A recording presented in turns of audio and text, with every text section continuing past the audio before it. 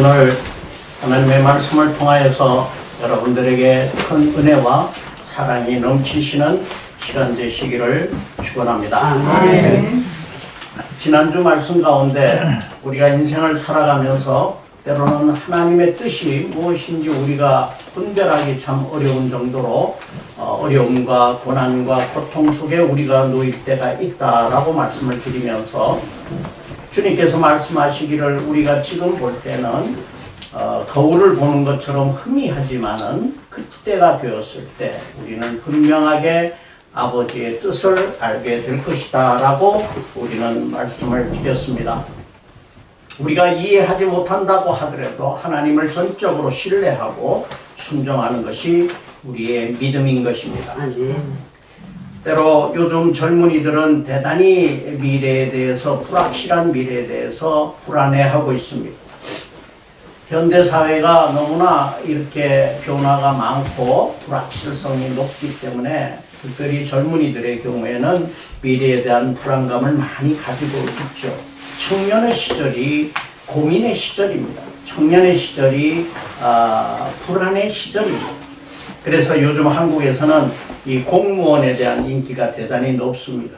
그래서 구급 국가고시 2016년도 기술직, 행정직을 포함해서 보니까 데이터를 보니까 한 40대 1 정도 경쟁률이 되더라고요. 지방직이라든지 각 직종에 따라서 또 다른 경쟁률이 있습니다만 이보다 다 높아요. 그런데 대단히 높은 경쟁률을 가지고 있습니다. 이유는 안정적인 미래를 가질 수 있기 때문이고 불확실성을 줄일 수 있기 때문이라는 것입니다. 우리 교회 청년들 가운데도 공무원이 있습니다만 대단히 어려운 관문을 통과한 사람들이죠.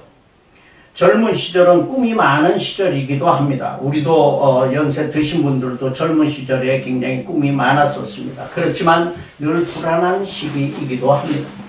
그러나 우리가 이러한 불안한 시기에는 하나님이 나를 인도해 주신다는 것을 믿고 신뢰하면은 우리를 의로운 길로 분명히 인도하신다라고 하는 것을 우리 믿으시기 바랍니다.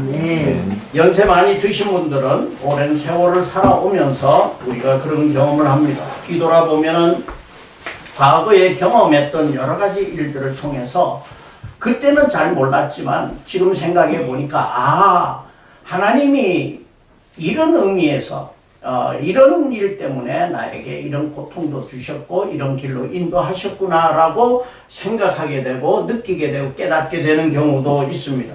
그래서 나를 단련시켜 주신 하나님께 우리가 감사할 때도 많이 있게 됩니다. 오늘은 우리 인생을 인도하시는 하나님의 섭리에 대한 말씀을 나누고자 합니다. 오늘은 등장인물이 꽤 많습니다. 이 말씀 가운데 등장인물이 많기 때문에 여러분들이 이 많은 등장인물들을 잘 따라오셔야 지금 주제가 어디로 가고 있다 하는 것을 분명히 느끼실 수가 있습니다. 섭리라는 것은 무엇인가? 섭리는 세상과 인간 삶을 하나님이 어떻게 인도하시는가 라고 하는 하나님의 뜻, 하나님의 의지를 우리는 섭리라고 이야기합니다. 첫 번째로 하나님은 완벽하게 준비하시고 일을 하시는 하나님이시다라고 하는 겁니다. 하나님은 그냥 대충 들어보고 하시는 것이 아니라 준비하시는 하나님이시다라고 하는 겁니다. 우리가 천지 창조의 하나님의 그 역사하심을 한번 생각해 보십시다. 천지 창조는 완벽한 하나의 드라마입니다. 이것은 우리 인간들의 생각을 초월하는 대단히 큰 드라마다 이렇게 볼 수가 있습니다. 처음에 창세기 1장 3절에 하나님이 가라사대 빛이 있으라 하심에 빛이 있었다라고 말씀하고 있습니다. 모든 생명체들의 생명의 근원은 빛으로부터 나옵니다. 그래서 생명의 필수적인 요건이 바로 빛이라는 거죠. 유기물질의 기본이 되는 것이 빛이라는 겁니다. 이거를 제일 먼저 생명을 만들기 위해서 빛을 준비하십니다. 빛과 또 어두움을 가르게 됩니다. 빛과 어둠을 가르게 되면서 시간이라는 개념이 생기게 됩니다. 그 이전에는 시간이라는 개념이 없었습니다. 그런데 하나님께서 시간의 개념을 빛과 어둠으로 나누면서 우리에게 시간의 질서가 생기게 됩니다. 하늘을 지으시고 궁창 위의 물과 궁창 아래의 물을 구분하시고 공간을 만드시고 공간을 채우시는 무태 창조를 하시고 땅과 바다를 또 구분을 하십니다. 이렇게 세 번을 나누어서 구분을 하십니다. 세 번을 나누었다. 땅과 바다를 나누었고 궁창과 궁창 위의 하늘과 궁창 아래 하늘을 나누셨고 또 빛과 어둠을 나누시는 이렇게 세 번의 나눔을 주시고 또 새로운 건축을 시작을 합니다. 우리 여기 예솔 마을을 보면은 우리 추장로님 정말 여기는 아무것도 없었죠. 그런데 이거를 다 개간을 하시고 개척하시고 길을 뚫고 그 다음에 집을 지을 수 있도록 터를 닦고 전기와 물을 집어넣고 이런 것들을 다 준비하고 난 다음에 이제 하나씩 나누어서 집을 짓게 됩니다. 이제 이게 건축의 순서입니다. 아마 하나님께서 천지 창조하실 때 우리가 그 옆에 있었다면은 우린 대단히 감격했을 겁니다. 야, 정말 완벽하신 최고의 건축가다. 이렇게 이제 우리가 생각을 할 수가 있습니다. 인간의 생각을 넘어서셨지만은 우리가 생각하는 그 이상의 치밀한 준비를 하셨다는 겁니다. 집 구조물을 잘 세우고 집을 짓듯이 사람이 살 수 있도록 내부 구조를 잘 설계해 가십니다. 해와 달을 창조하시고 우주의 별들을 창조하시고 운행하게 하시며 하나님은 바다의 생명체와 공중의 새들을 창조하시고 땅에 움직이는 모든 생물을 창조하시고 난 다음에 마지막에 우리 인간을 창조하시는 순서에 따라서 이 세상을 창조하신 겁니다. 얼마나 준비가 완벽하셨습니까? 인간을 창조하시는 게 그냥 뚝딱 인간 만들어낸 것이 아니라 이렇게 완벽한 준비, 인간이 살아갈 수 있는 여건을 완벽하게 만들어 놓고 인간을 창조하셨다라고 하는 겁니다. 하나님은 이런 준비하시는 분입니다. 우리의 인생의 삶도 하나님께서 차근차근 준비하고 계신다 하는 것을 우리는 기억해야 할 것입니다. 인간의 창조도 완벽한 모습으로 창조를 하셨습니다. 하나님의 형상과 닮은 모습으로 우리를 창조하셨다 그랬습니다. 우리 인간들이 가지고 있는 생존 능력은 우리가 살아갈 수 있는 능력의 3배 정도를 하나님이 우리에게 주셨다 그럽니다. 우리의 눈과 코, 귀, 입, 신경 그리고 뼈의 작용 등 모든 것들을 우리가 살펴보면은 정말 완벽한 인간이라는 것이 완벽한 작품이다 하는 것을 우리가 알 수가 있습니다. 제가 선교지에 가서 정말 가난하고 어려운 사람들을 돕기 위해서 거기는 뭐 의료시설이 전혀 없습니다. 그래서 오래전부터 저는 이 수지침을 했습니다만은 그거를 넘어서서 수지침 가지고는 안 낫는 그런 것들이 있더라고요. 아주 오래된 병 이런 병들은 큰 힘으로 그냥 꼭 찔러줘야지 이게 나을 것 같다 하는 생각이 들어서 구당 선생님이라고 여러분들 들어보셨을 거예요. 올해 100세신데 구당 선생님한테 김남수 선생님한테 가서 장침, 큰 침을 배웠습니다. 한 1년 동안을 다니면서 배웠는데 그때 이제 공부를 하면서 보니까 최근의 일이에요. 공부하면서 보니까 인간의 이 신경이라든지 뼈라든지 이런 것들이 정말 기기묘묘하게 이렇게 구성이 되어 있어요. 그래서 우리의 몸속에 모든 장기들이 다 하나로 연결이 되어 있고요. 거기에 하나를 예를 들어서 혀를 갖다가 자극을 하면은 다른 장기가 움직이게끔 되어 있고 하는 이게 정말 우리 인체를 알면 알수록 하나님이 얼마나 기기묘묘하게 우리를 만드셨는가 하는 것을 우리 느끼게 되었습니다. 인간에게 주신 자유의지라고 하는 것도 완벽했습니다. 그러나 인간이 사탄의 유혹에 넘어가는 바람에 하나님의 창조 질서를 망치기 시작을 했습니다. 아담은 처음에 모든 동식물들에게 이름을 지어줘라고 하나님이 말씀하셨을 때 모든 동식물들의 이름을 지을 정도로 총명하였습니다. 그리고 통찰력을 주셨습니다. 그런데 인간이 죄 가운데 빠지게 되니까 그러한 통찰력도 이제 줄어들기 시작을 한 것입니다. 하나님은 하여튼 일하는 방식은 완벽하게 미리 준비하셨다라고 하는 겁니다. 노아 방주를 우리가 정확히 어떻게 지어야 할지를 하나님께서 직접 가르쳐 주시고 배를 만들게 하셨습니다. 그 당시에는 배라는 것이 뭐 사실은 없었겠죠. 그런데 이 배를 어떻게 만들어야 되느냐. 그래서 실험을 했는데, 과학자들이 실험을 했는데, 이 선박을 만드는 사람들이 실험해 보니까 하나님께서 주신 대로 만든 그것이 지금 만들어지는 어떤 배보다도 안정성이 높았다. 이런 결론을 내었습니다.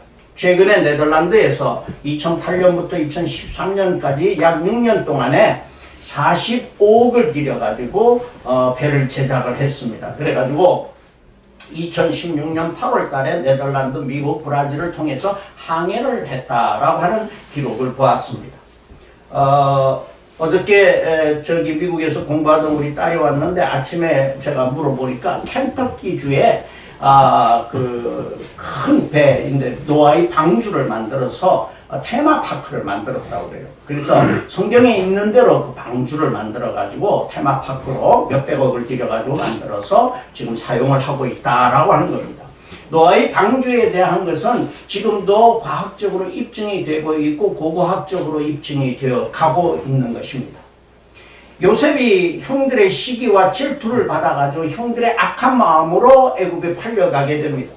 애굽에 팔려간 인간들이 나쁘게 만들었는, 인간들의 악한 마음으로 그렇게 고통을 당하게 한 이 요셉도 하나님이 사용하시니, 하나님께서 사용하시니 온 인류를 구하는 구원의 역사를 이루어 주십니다. 하나님이 사용하셔서 요셉을 통하여서 이스라엘을 구원하시고 협력하여서 선을 이루시는 하나님의 모습을 보여주고 계십니다.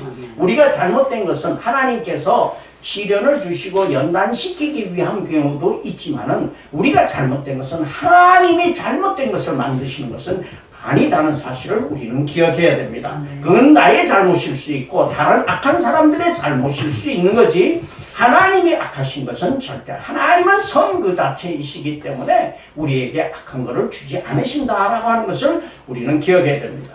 우리 하나님을 믿는 사람들이 그러한 외부적인 요건에 의해 가지고 악한 가운데, 또 어려운 가운데, 고난 가운데 놓이게 되었을 때 하나님께서는 우리를 사용하셔서 그 악한 것을 선한 것으로 바꿔주시는, 협력해서 선을 이루시는 하나님이시다라고 하는 것을 우리는 기억하시기 바랍니다.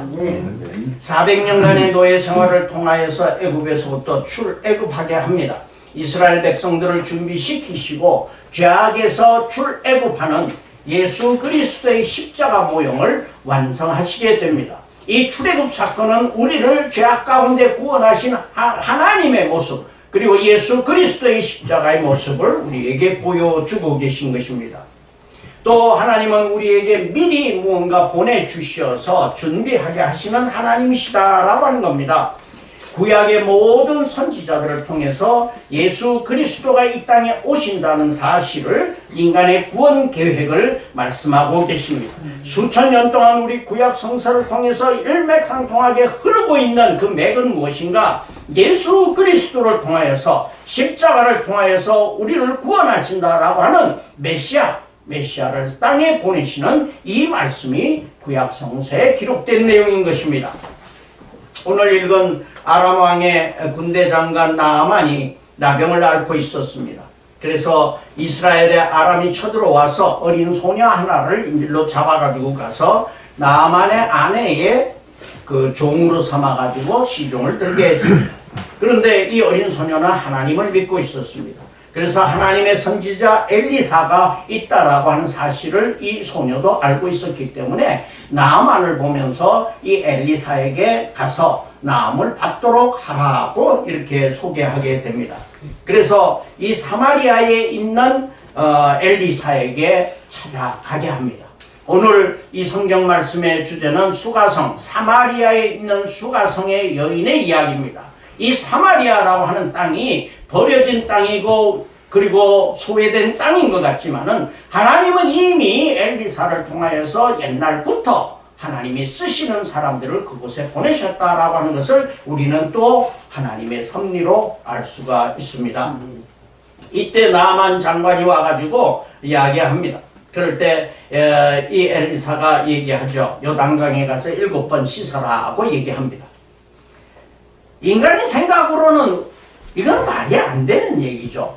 아니 깨끗한 물도 많고 자기 동네에도 물이 많고 냇가가 많은데 그럼 왜 요단까지 여기 와서 나를 씻게 했느냐? 굉장히 불만스러워했습니다. 그러면서 돌아가려고 할 때 이 종들이 아닙니다. 그보다 더 어려운 일을 시켰더라도 하셨을 텐데 그 일은 너무 쉽지 않습니까? 하십시오. 그래가지고 가서 7번 씻고 나음을 받은 것입니다. 하나님의 방법은 우리의 생각을 능가합니다. 우리의 생각과는 다를 수 있습니다. 우리가 살아가는 인생길이라고 하는 것이 나의 생각대로 되는 것이 하나님의 뜻이 아니라 우리의 생각과는 다르더라도 하나님의 뜻은 분명히 우리에게 섭리하고 계신다라고 하는 사실 우리는 기억하시기를 바랍니다. 네. 사람들은 흔히 자기 생각을 가지고 하나님을 측정해 보려고 합니다. 이건 교만한 마음입니다.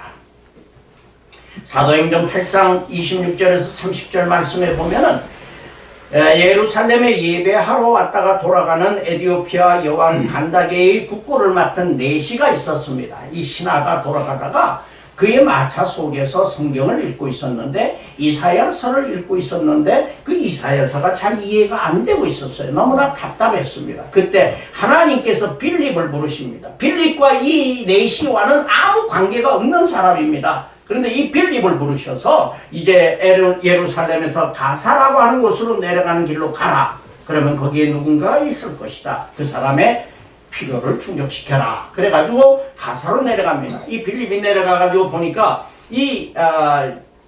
그 병가 안에 있는 이 내시가 성경을 읽다가 답답해가지고 우리 이게 무슨 말인가라고 하는 생각을 있을 때 이 빌립이 다가가서 성경을 해석해 줍니다. 하나님이 보내신 사람이 간 것이죠. 한 사람의 내시를 구원하기 위해서 하나님이 사람을 보내시는 겁니다. 이것이 하나님의 섭리라고 하는 것입니다. 세례 요한을 보내서 예수님 오심을 준비하게 하십니다. 주후 27년경에 세례 요한이 영적으로 갈급한 그 시대적 배경을 두고 사람들에게 회개하라고 외치기 시작을 합니다. 그는 검소한 생활을 합니다. 석청과 메뚜기만 먹고 약태 털옷을 입고서 지내면서 광야에서 외치게 됩니다. 그래서 이 요한 공동체가 대단히 커지기 시작을 합니다. 그러면서 사람들은 많이 모였습니다. 너무나 영적으로 갈급했기 때문에 사람들은 많이 모였습니다.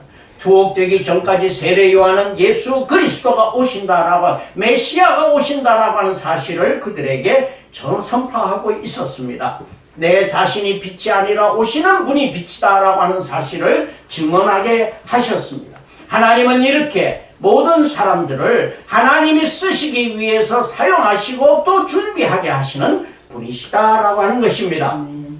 예수님께서는 기록해 보니까 세례 요한보다 더 인기가 많았습니다. 그래서 예수님께 많은 사람들이 세례를 받으러 왔습니다. 그때 권위와 부패의 온상이던 예수님께서 성전을 아주 정결하게 만드셨던 그러한 기록과 또 공생의 시작의 이적들을 많은 사람들이 알게 되었고 그러면서 예수 그리스도를 향해서 사람들이 모여들기 시작을 했습니다. 그런데 이 사람들이 이 세례 요한을 잡아놓고 난 다음에 감옥에 집어넣고 난 다음에 예수 그리스도가 나타났으니 더 큰 인물이 나타났다. 그리고 어떻게 하면 잡아넣을까라고 고민하고 있던 차에 예수 그리스도께서는 이제 그 사명 감당을 하기 위해서 이 사람들과 마찰할 필요가 없다. 그러면서 이제 예루살렘을 떠나서 사마리아를 지나서 갈릴리 쪽으로 향해 가시게 됩니다. 예수님께서는 바로 이 충돌을 피하기 위해서 사마리아 지역을 지나가시지만 하나님께서는 그 사마리아 지역을 지나가게 하심으로써 사마리아 사람들을 구원하시는 모습이 오늘 요한복음 4장에 있는 사마리아 여인의 이 말씀인 것입니다. 사마리아는 BC 722년 북이스라엘이 아수르에 의해서 멸망된 다음에 이방 민족들이 많이 들어왔어요. 그래가지고 혼혈이 됐어요. 대단히 혼혈이 되니까 이 유대인들은 굉장히 싫어했습니다. 그래서 성전도 예루살렘에 같이 쓰지 않았어요. 그래서 그림신 산이라고 하는 사마리아에 있는 그 산에다가 성전을 짓고 그들이 자기들끼리 예배를 드리게 됩니다. 그런데 이러한 반목은 지속되고 있었습니다. 이것은 이 사마리아를 찾아가신 주님의 모습은 이스라엘만의 구속사가 아니라 전 세계 열방을 향한 이방인들을 향한 하나님의 계획, 구원의 계획을 바로 나타내 주고 계신 것입니다. 야곱의 우물을 미리 준비하셨습니다. 수천 년 전에 야곱의 우물을 준비하셔서 야곱이 세겜 땅 족장 하몰의 아들로부터 은 700개를 주고 산 이 야곱의 우물에 이미 준비해 놓으신 그 우물에서 주님과 이 수가성 여인이 만나게 됩니다. 이것이 하나님의 섭리라고 하는 것입니다. 이 사마리아 사람들을 구원하시기 위한 하나님의 섭리가 이렇게 오래전부터 이루어졌다라고 하는 것입니다. 고고학적으로 지금도 깊이 32m, 직경 2.4m의 그 우물이 있다라고 하는 것이 이제 증명이 되고 있습니다. 이 사마리아 여인은 더워서 사람들이 잘 나오지 않는 자신이 부끄러운 모습을 가졌기 때문에 나오지 않는 시간에, 정오 시간에는 너무나 더워서 나오지가 않죠, 사람들이. 그래서 그 시간에 나와서 물을 기르러 옵니다. 주님께서 그 자리에 계셨습니다. 마침 제자들이 다 먹을 거를 사러 동네로 들어갔습니다. 만일에 제자들이 그 자리에 있었다면 아마 부끄러워서 서로 말을 못했을 겁니다. 그런데 이 요한과 예수님이 남아 있었고 그 자리에 수가성 여인이 온 것입니다. 절묘하게 이 시간이 맞추어져서 하나님의 섭리에 의해서 이들은 만남을 가졌습니다. 예수님의 공생의 기간 동안에 많은 표적들, 이적들을 보고도 믿지 않는 인간들의 완악한 마음이 있었는데 사마리아 사람들은 예수님의 말씀을 듣고 그들은 마음이 변하였습니다. 이 여인도 마음이 변하였습니다. 이들은 순수한 믿음을 가진 이들은 하나님을 믿고 그들이 순종하기로 하게 됩니다. 많은 지식인들은, 사두개인들이나 바리새인들이나 대제사장들은 예수 그리스도를 십자가에 못 박기 위해서 그들의 지식을 동원하고 있지만은 이들의 순수한 마음을 가진 이들은 하나님을 받아들이게 됩니다. 예수 그리스도를 메시아로 그들이 믿게 되는 그러한 섭리를 보여주고 있습니다. 여러분들 들어보셨겠습니다만 김익두 목사님이라는 분이 있습니다. 이분은 평양의 깡패였습니다. 보통 싸움을 하면 한 대 맞고 두 대 때리면 이깁니다. 그런데 이분은 한 대도 안 맞고 10대를 때리는 분이었어요. 그러니까 뭐 대단히 싸움을 잘하는 분이었죠. 그래서 평양 깡패였습니다. 그래서 어떤 선교사가 이제 전도지를 나눠줬어요. 나눠주니까 이 김익두 목사님이 탁 받다가 코를 휙 풀어서 버렸습니다. 그때는 예수쟁이 그러면서 아주 그 상당히 그 우리나라에 기독교가 처음 들어올 때 그 박해를 많이 받았죠. 그러니까 이 선교사가 그랬습니다. 당신 그 전도지로 코를 풀었으니 코가 썩을 것이오 라고 얘기했습니다. 그랬더니 이 사람이 집으로 돌아가서 가만히 생각해 보니까 상당히 불안했습니다. 밤에 잠을 자는데 꿈을 꿨어요. 코가 막 썩어 들어가는 꿈을 꿨습니다. 그래서 선교사를 찾아갔습니다. 이 여자 선교사였어요. 찾아가가지고 어떻게 하면 내가 코가 안 썩겠는가 물어보니까 예수님을 영접하라고 그러면서 이제 예수님에 대한 설명을 쭉 했습니다. 그래서 그는 이제 마음을 회심하게 되었고 예수 그리스도를 믿게 되었습니다.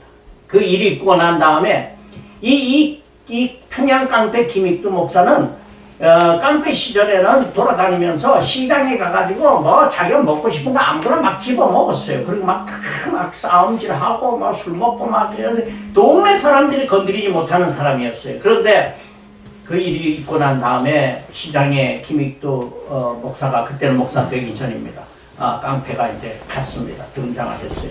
그랬더니 사람들이 개가천선했다는 얘기는 들었고 이 사람 어떻게 하나 보자 그래가지고 어떤 사람이 구정물을 갖다가 껴져버렸어요. 그랬더니 김익두 목사가 이딴 때 같으면은 구정물 껴진 그 아주머니는 아마 박살이 났을 겁니다. 그런데 이에 김익두 목사는 그 깡패였죠. 그때까지만 해도 깡패였죠. 꼭 참고 고개를 푹 숙이고 있다가 한참 뒤에 마음이 안정된 다음에 이런 얘기를 했습니다. 아주머니, 김익두가 죽었으니 아주머니가 살았습니다. 만일 김익두가 살아있었다면 오늘 아주머니는 죽었을 겁니다. 그런 얘기를 했답니다. 자기가 죽고 나니까 참을 수 있게 된 거죠. 내가 죽어야 다른 사람이 사는 원리, 씨앗의 원리입니다. 복음 전파의 원리는 내가 죽어야 한다라고 하는 사실을 우리는 기억해야 됩니다.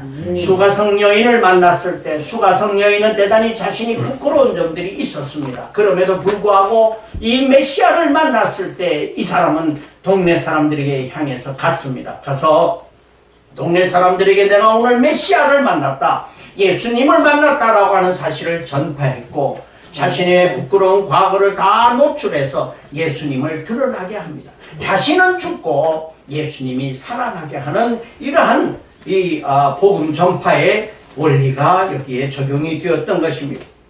인생에서 우리는 실패한 여인을 통해서 예수님이 생수를 공급하시는 하나님의 놀라우신 섭리를 우리는 여기에서 보게 되는 것입니다. 하나님의 섭리는 또한 세 번째로 대단히 오묘한 것입니다. 하나님은 차별 없이 모든 사람을 귀한 하나님의 자녀로 하나님은 그들을 영접하십니다. 요한복음 3장에 그 앞에 있는 말씀은 니고데모가 예수님을 찾아와 가지고 어떻게 해야 구원을 받느냐라고 물어봅니다. 이 니고데모라고 하는 사람은 아주 그 정통 바리새인이고 지식인이고 산헤들린 공회원의 회원이었고 존경받는 인물이었습니다. 대단히 인정받는 사회적으로 높은 지위에 있는 사람이었습니다. 그러나 반대로 이 수가성 여인은 이름도 없고 실패와 좌절을 반복했던 그러한 사람이었습니다. 주님은 인종, 부귀, 빈부의 귀천 이런 것들을 다 차별을 넘어서서 복음을 전파하시고 그들을 구원하시는 섭리를 보여주고 계십니다. 우리 성경 한 절 찾아보시겠습니다. 이사야서 61장 말씀 61장 개성경으로는 1042페이지입니다.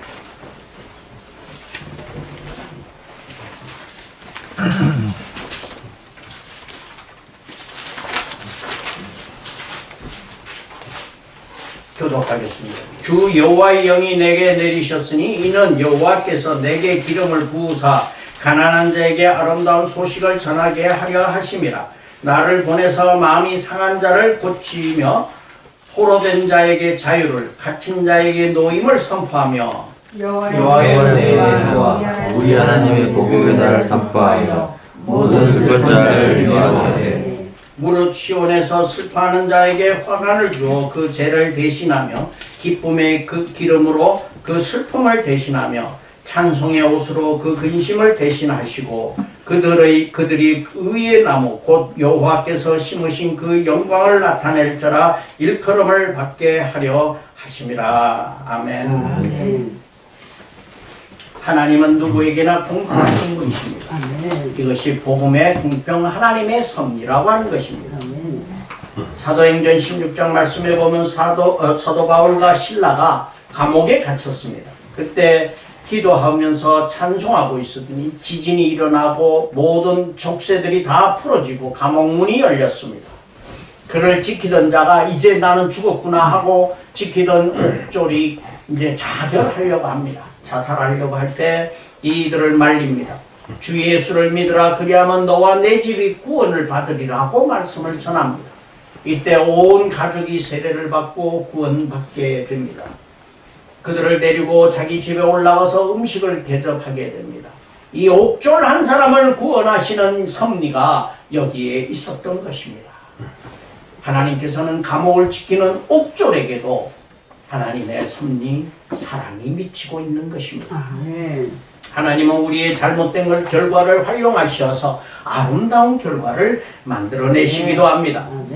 서산에 가면 부성염전이라고 하는 그 소금밭이 있습니다. 여기 강경환 씨라고 하는 분이 있는데 이분은 1972년 초등학교 6학년 때 발목 지뢰를 잘못 만져가지고 손목이 2개가 날아갔어요. 그런데 이 사람은 그래서 3년 동안 집 밖에도 나가지도 않고 학교도 가지도 못하고 17살 때부터 술집을 출입하기 시작합니다. 팔이 2개가 없고, 그런데 어느 날 그 동네에 팔이 2개가 없고 다리도 한쪽 없는 정근자 전도사라고 하는 사람이 이제 와서 간증한다는 얘기를 듣고 술에 취해서 지나가다 그 이야기를 듣게 됩니다. 아, 나는 팔 2개가 없는데 저 사람은 다리 하나조차도 또 없구나. 그걸 보면서 나도 잘 살 수 있겠다라고 하는 생각이 들어서 그에게 편지를 보냅니다. 예수님을 영접하게 되고 결혼하고 살아가게 됩니다. 염전을 시작합니다. 소금 한 포대에 10,000원 정도 하는데 1,000원씩 떼어서 가난한 사람들을 도와주기 시작을 합니다. 연간 수입 비용 빼고 연간 수입이 1,800만 원 정도밖에 되지 않습니다. 매년 소록도에 소금 30포대씩 김장철에 보냅니다. 독거노인들의 집 앞에 매년 한 포대씩 김장 담그라고 그거를 보내게 돼요. 소금을 보냅니다. 신앙을 통하여서 하나님 만난 이 사람이 변화해서 다른 사람을 돕고 하나님의 영광을 드러내는 귀한 사역자로 사용되는 것입니다. 인생이 실패한 것 같고 고난 가운데 놓였다고 하더라도 하나님은 그 고난과 실패를 그냥 남겨놓지 않으시고 그 실패와 고난을 활용하셔서 더 좋은 결과를 가져오시게 하시는 것입니다. 사랑하는 성도 여러분, 여러분의 인생길에 어려움과 고난이 있습니까? 힘든 것들이 있습니까? 여러분들 하나님께서는 그 어려움과 고난도 잘 하나님께서 사용하시어서 이제 하나님이 더 큰 일을 이루시기 위한 계획, 하나님의 섭리가 있으시다는 것을 믿으시기를 바랍니다. 6월절 전에 예수가 제자들의 발을 씻어 주실 때 베드로가 이야기합니다. 저의 다리를 씻으려고 하십니까? 이건 절대 안 됩니다 라고 얘기합니다. 그런데 내가 하는 것을 너는 지금 알지 못한다. 그러나 이후에는 알리라고 말합니다. 베드로가 답합니다. 절대로 안 됩니다. 저 발을 씻어서는 안 됩니다. 예수님께서 답하십니다. 내가 너를 씻기지 아니하면 너와 나는 아무 관계가 없다라고 말씀하십니다. 우리는 우리 인간적인 생각으로 하나님께서 하시는 일에 대해서 판단하고 내 주장을 내세우려고 하지만은 하나님을 우리 나라고 하는 것을 내려놓고 하나님을 온전하게 신뢰하고 살아가는 마음으로 우리를 맡기셔야 할 것입니다. 마지막으로 하나님의 섭리는 우리를 구원하시고 하나님의 영광을 위해 도구로 사용하시기 위해서 우리를 사용하고 계신다라고 하는 것입니다. 지금까지 우리가 살아온 것이 모두 다 주님의 은혜입니다. 그러나 하나님의 이런 섭리로 우리가 구원받았는데 감사함을 모른다면 이렇게 하나님 앞에 나와서 우리가 구원받고 하나님께 예배드리고 하나님께 기도할 수 있는 자격을 얻었는데 하나님의 자녀가 된 자격을 얻었는데 우리가 감사할 줄 모른다면 이것은 있을 수 없는 일입니다. 이사야서 1장 2절에서 3절 말씀에 하늘이여 들으라 땅이여 귀를 기울이라 여호와께서 말씀하시기를 내가 자식을 양육하였거늘 그들이 나를 거역하였도다. 소는 그 임자를 알고 나귀는 그 주인의 구유를 알건만 이스라엘은 알지 못하고 나의 백성은 깨닫지 못하는도다 하셨도다 말씀하고 있습니다. 크신 은혜 우리는 기억해야 할 것입니다. 우리가 누리는 모든 것들은 내가 노력한 것이 아니라 하나님의 은혜고 하나님의 섭리로 이루어진 것을 우리는 믿으시기 바랍니다. 내가 살아 숨쉬는 것도 내가 가진 모든 것도 내가 지금까지 어려운 것들을 이겨낸 모든 것들 앞으로 내가 살아갈 모든 과정들 인생의 과정들이 바로 하나님께서 우리에게 베풀어 주신 은혜라고 고백하시는 믿음 가지시기를 바랍니다. 여호와는 우리를 지키시고 그의 수중에서 보호하십니다. 이사야서 27장 3절 말씀에 나 여호와는 포도원 지기가 되며 때때로 물을 주며 밤낮으로 간수하여 아무든지 이를 해치지 못하게 하리로다. 하나님께서는 우리를 수중에 안으시고 우리에게 물을 주시며 우리가 열매 맺기를 바라고 계십니다. 우리는 하나님의 도구로 사용될 수 있도록 우리의 삶을 온전히 다 드려야 될 것입니다. 포도원에서 이 포도밭 주인이 물을 주고 열매 맺기를 기도하면서 물을 주듯이 우리에게 물을 주고 계시는 하나님 아버지를 우리는 생각하면서 우리 열매 맺으시기 바랍니다. 그 열매는 사랑의 열매입니다. 하나님을 사랑하고 이웃을 내 몸같이 사랑하는 사랑의 열매인 것입니다. 사랑의 마음은 관심과 돌봄입니다. 하나님을 주목하십시오. 우리의 표대로 주님만 바라보시기 바랍니다. 주님을 사랑한다면 주님만 바라보시기 바랍니다. 우리는 한 걸음 한 걸음 나갈 때 주님이라면 어떻게 했을까 생각하면서 살아가시기 바랍니다. 이웃에 대해서도 그들의 존재 가치를 인정하고 돌아보십시오. 교회 내에 서로 관심을 가지고 필요한 것들을 돌아보십시오. 내가 손해보더라도 돌보십시오. 그것이 사랑인 것입니다. 우리가 알거니와 하나님을 사랑하는 자, 곧 그의 뜻대로 부르심을 입은 자들에게는 모든 것이 협력하여 선을 이루노라. 아멘. 우리 옆에 분들과 인사 나누시겠습니다. 하나님의 섭리를 신뢰합니다. 하나님의 섭리를 신뢰합니다. 기도하겠습니다. 하나님 아버지, 저희들에게 생명을 주시고 이날 이때까지 인도하여 주신 은혜를 감사를 드립니다. 저희들이 잘나서 지금까지 살아온 것 같았지만 그러나 하나님의 섭리가 아니었더라면 저희는 지금 이 자리에 있을 수 없는 죄인인 것을 고백합니다. 하나님 함께하여 주시옵소서. 저희들이 남은 인생도 하나님의 섭리를 신뢰하며 저희들이 살아가게 하여 주시옵소서. 열매 맺는 삶이 되도록 하나님 축복하여 주시옵소서. 예수님 이름으로 기도 올려옵나이다. 아멘.